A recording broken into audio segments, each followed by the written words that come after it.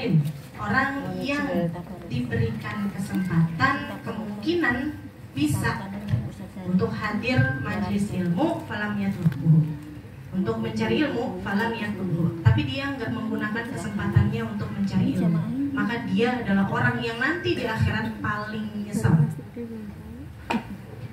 Allah kesempatan sama dia, kasih waktunya luang, dikasih kesehatan, kendaraan, punya kendaraan, badan sehat, waktu juga luang, kesempatan itu sangat besar untuk dia bisa hadir, dapat izin yang kalau suaminya istrinya mau jalan terserah aja, yang penting anak dibawa kalau punya anak kan gitu, yang penting urusan rumah tangga kelar, yang penting ada nasi di rumah kan gitu biasanya suami-suami gitu, nggak masalah ada nasi, yang penting kebutuhannya sudah terpenuhi. Ini izin udah ngantongin izin. Yang kalau belum izin pun kalau memang sudah bisa ditebak gitu ya, suaminya modelan gampangan.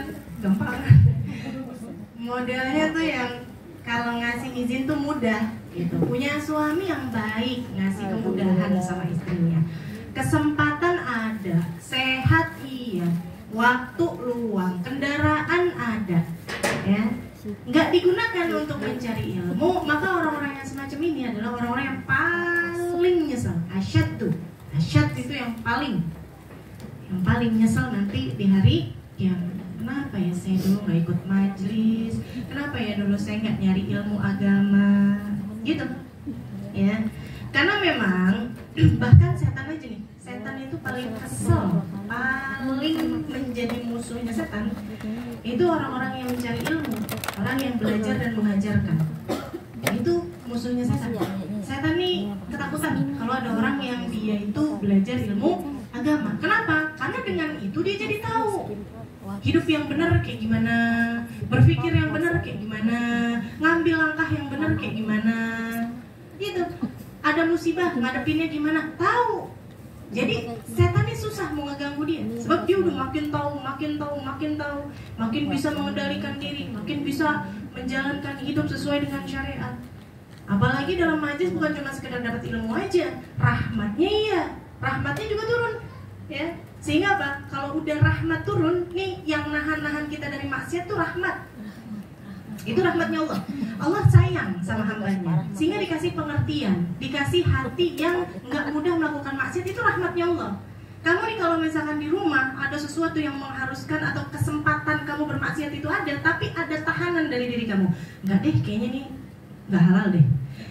Kayaknya saya harus cari tahu dulu deh. Ini benar nggak ya? Ini boleh nggak ya?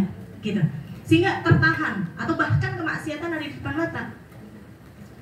Nggak deh, kayaknya nggak boleh deh, kayaknya nggak bagus deh, nggak deh, ini nggak halal, nggak deh. Nah itu penahanan itu namanya rahmat. Allah tumbuhkan di dalam hati kalian. Sebab apa? Kalian memang sudah dihujani sama rahmatnya Allah dengan duduk di sini. Nah ini rahmatnya Allah turun sehingga menyelimuti diri kalian.